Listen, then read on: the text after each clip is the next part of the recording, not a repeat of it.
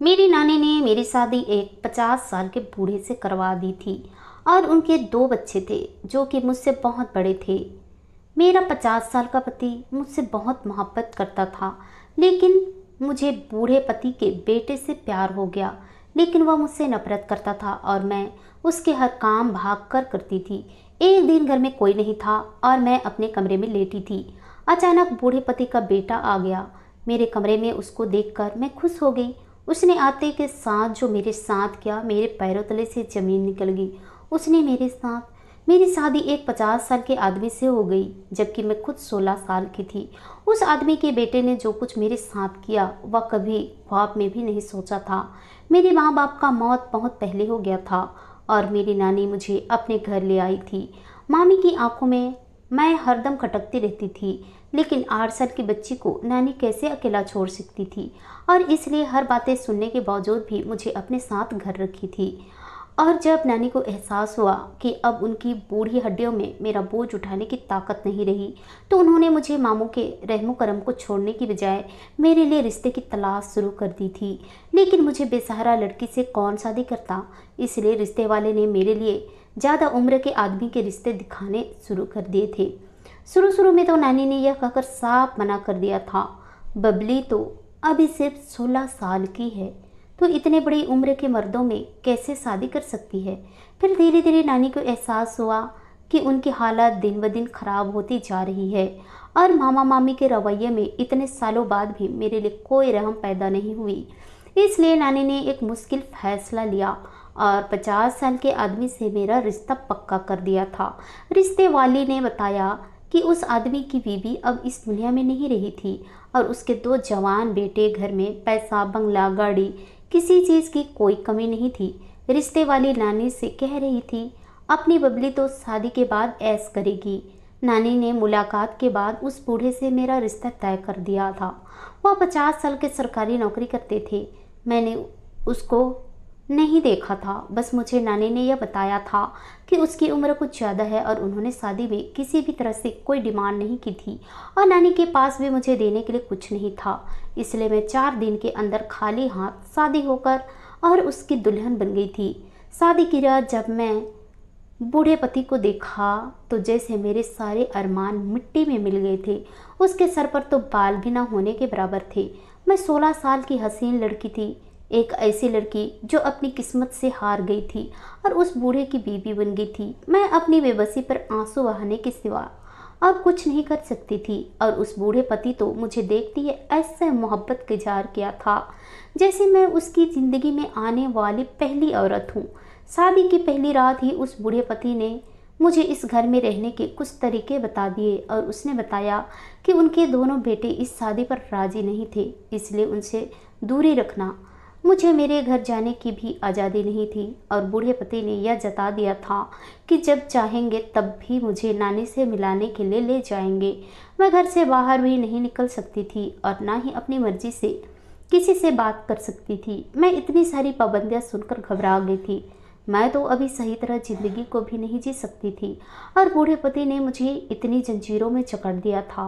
मैं शादी से पहले हमेशा यही सोचती थी कि शादी के बाद मामा मामी से मेरी जान छूट जाएगी और जिस किसी से भी मेरी शादी होगी तो वह मुझे कुछ सुकून ज़िंदगी देगा। दूसरों की तरह मैं भी अपनी मर्जी की मालिक हो जाऊंगी और अब सब करूंगी जो बचपन से सिर्फ सोचती ही आई थी। लेकिन मेरे सारे सपने खाक में मिल गए थे। शादी के अगले दिन बूढ़े पति के दोनों बेटे डाइनिंग टेबल पर नाश्ते के लिए आए तो मुझे देखकर चौंक उठे और वह अपने बाप को नफरत की नज़रों से देख रहे थे। और उसके दोनों बेटे बहुत खूबसूरत थे, लेकिन उसका बड़ा बेटा सूरत तो पहली ही नज़र में मेरे दिल में उतर आया था।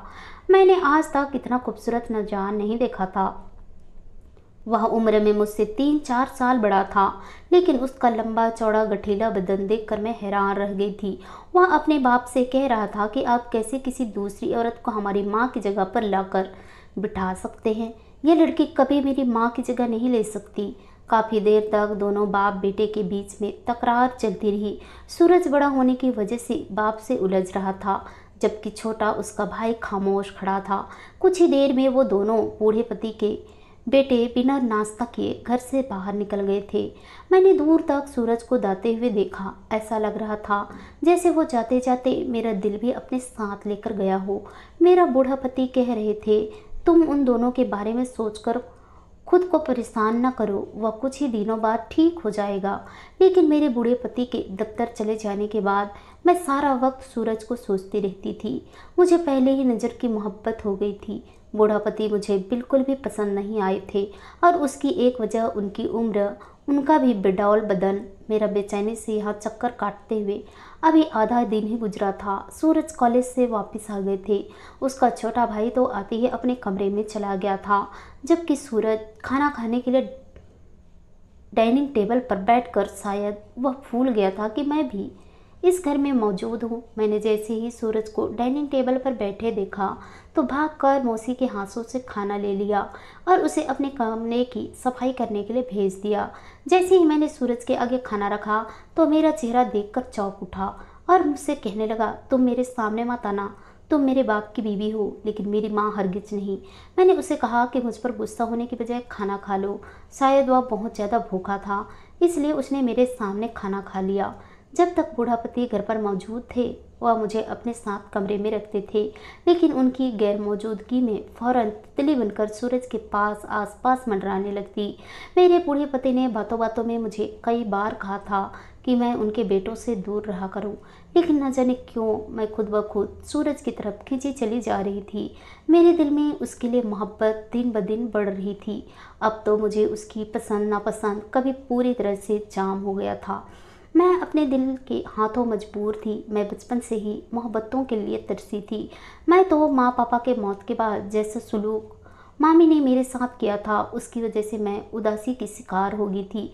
जब मैं हर किसी को अपनी ज़िंदगी में खुश देखती थी तो मेरे अंदर एक उमंग जागता था। मैं सोचती थी कि शादी के बाद यह कमी दूर हो जाएगी, लेकिन बूढ़े पति ने मुझे अपनी सूरत के तहत बीवी बनाकर रखा था। बूढ़े पति को मेरे जज्बात, हमारी खुशियों से कोई लेना देना नहीं था। वह सुबह गए, शाम को जब देर से घर आते तो वह सो जाते थे। मैं जानबूझकर सूरज के पास रहती। घर में बहुत सारे नौकर थे, लेकिन इसके बावजूद मैं सूरज का काम खुद करती थी। एक दिन घर में कोई मौजूद नहीं था। मेरा बूढ़ा पति किसी काम के सिलसिले में शहर से बाहर गए थे और दोनों नौकरानी छुट्टी लेकर चली गई थी। मेरे पास करने के लिए कोई काम तो था नहीं, इसलिए मैं खामोशी से अपने कमरे में लेटी हुई थी। जब यह देखकर मैं हैरान रह गई कि सूरज खुद से मेरे कमरे में चला आया। उसे देखकर मैं उठकर बैठ गई और मेरी खुशी के इंतहा न रही। उसको देखकर तुम्हें ज़िंदगी को जी रही थी, वरना मेरी ज़िंदगी में कुछ भी बाकी नहीं रह बचा था। मेरा बूढ़ा पति मुझ पर कितनी ही मोहब्बत क्यों न लुटाते, लेकिन मुझे उससे कोई दिलचस्पी नहीं थी। इंसान को मोहब्बत भी अपने पसंदीदा शौक़ से ही करनी चाहिए। मेरा हाल भी कुछ ऐसा ही था। मुझे सिर्फ सूरज का मोहब्बत चाहिए थी और आज मुझे लग रहा था कि शायद मेरा इंतज़ार ख़त्म होने वाला है। और वह छोटे छोटे कदम उठाता मेरे पास आया और आते ही उसने जो मेरे साथ किया तो मेरे अपने से ज़मीन निकल गई। मैं सोच भी नहीं सकती थी कि सूरज मेरे साथ कुछ ऐसा कर सकता है। वह मुझसे नफ़रत करता था और इसी नफ़रत में उसने एक ऐसा कदम उठाया था जो मेरे सोच में भी नहीं था। उसने खुद ही अचानक से अपने शर्ट के सारे बटन तोड़ दिए और मेरे दोनों हाथों को पकड़कर अपनी गर्दन पर निशान डालने लगा। साथ ही वह कहते जा रहा था कि मुझे छोड़ दो और यह सब ना करें। आप मेरी माँ की जगह हैं और यह सब आपको शोभा नहीं देता।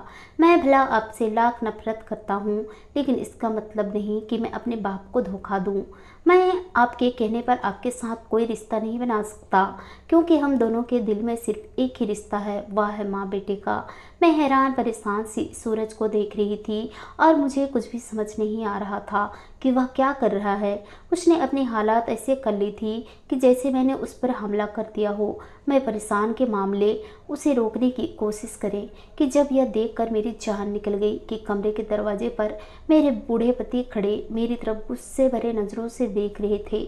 मुझे जब तक सारी बात समझ आती, पानी सर से ऊपर गुजर चुका था और बूढ़े पति दूसरे शहर नहीं गए थे और वापस लौट आए थे। मैं इस बात से अनजान थी, लेकिन सूरज अच्छी तरह से जानता था और उसने इस बात का पूरी तरह से फ़ायदा उठाया था। उसको पता था कि मैं उसके लिए कुछ खास महसूस करती हूँ और इसलिए वह मेरे कमरे में चला आया।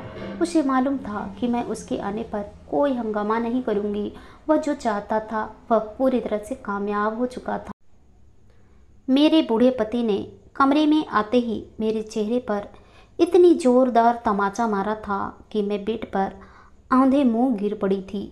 सूरज उन्हें रोकने की पूरी कोशिश कर रहा था, लेकिन मेरे बूढ़े पति के सर पर तो जुनून सवार था। सूरज अपने बाप से कह रहा था कि जाने दीजिए, छोटी माँ से गलती हो गई है। मैं तो बस यही पूछने के लिए आपके कमरे में था कि आप आज अभी तक घर क्यों नहीं आए, लेकिन यहाँ आकर शायद मैंने गलती कर दी थी। और वह भी गुस्से में कह रहे थे कि हाँ, यह और जानती थी कि मैं आज शहर जाऊँगा और इसने इसी बात का फ़ायदा उठाया है। मैंने इसे अनाथ समझकर अपने घर में जगह दी थी और इसने मेरी इज्जत मिट्टी में मिला दी। मेरा बूढ़ा पति मेरी एक भी बात सुनने को तैयार नहीं थे।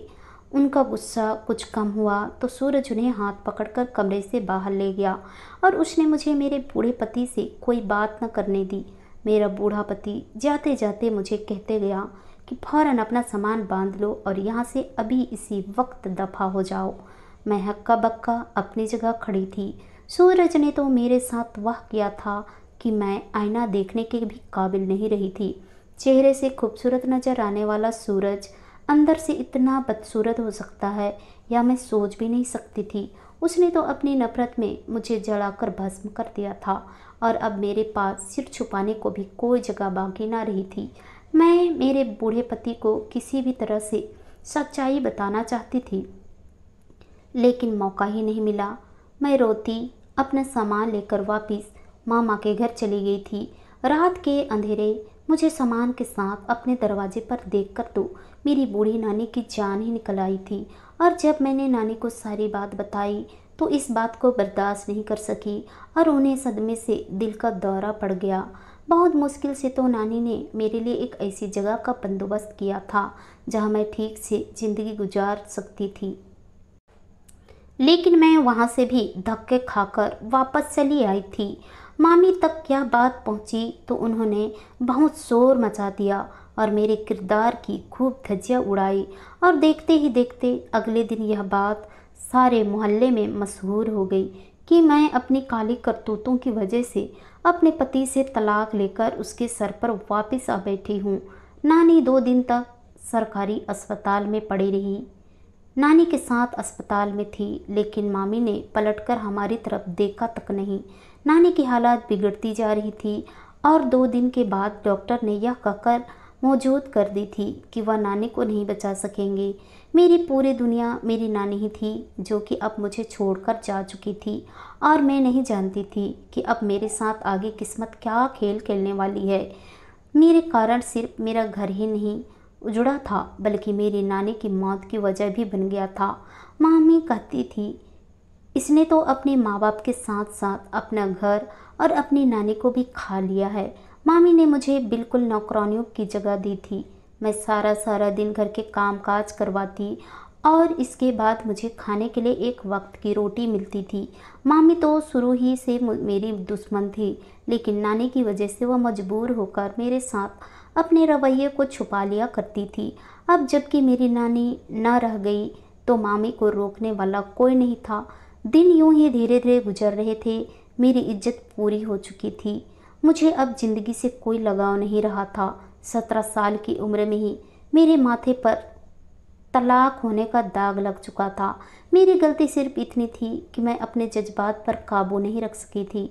उस सूरज पर मेरा दिल खुद ब खुद एक ऐसे शख्स की तरफ खींचा चला था जो मेरे जोड़ का था, लेकिन मैंने कभी ऐसी कोई हरकत करने के बारे में नहीं सोचा था जिससे मैं बदचलन साबित होती। मैं सारा दिन मामी घर के काम काज में व्यस्त रहती थी। मामा मामी दोनों ही अपने बेटे के पास अमेरिका जाने वाले थे। कुछ सालों के पहले मामू के बेटे ने एक अमेरिकी लड़की से शादी कर ली थी और इसके बाद वह अपना देश नहीं आया था। मामा मामी उससे मिलने जाना चाहते थे, लेकिन मेरी मौजूदगी में ने उसके इस सफ़र में रुकावट पैदा कर दिए थे और मामी ने इसका हल निकाला था कि वह जल्द से जल्द मेरी शादी करवा दे। मामी ने ही मेरी हालात की परवाह की थी और ना ही उन्हें मेरे आसपास से कुछ लेना देना था। उन्हें बस अपने बेटे के पास जाने के लिए मेरी शादी करवानी थी। मामी ने एक दिन अचानक शाम के वक्त मुझे कहा कि रात को तुम्हारा शादी है, तुम्हारा रिश्ता आया है। और मैंने हाँ कर दी। उससे तुम्हारी शादी हो रही है। मेरे लाख मना करने के बावजूद भी मामी ने कहा कि अगर मैंने शादी ना की तो मुझे घर से बाहर खड़ा करके अपने बेटे के पास चली जाएंगी, फिर जहाँ चाहे मर्जी चली जाऊँ। यह सुनकर मेरे रोंगटे खड़े हो गए थे। अभी तो मामा का सहारा है, लेकिन बेसहारा होकर तो मैं मिट्टी में मर जाऊंगी। मरती क्या न करती, मैंने बिना जाने ही की। मेरी शादी किससे हुई है, मैं हाँ कर दी।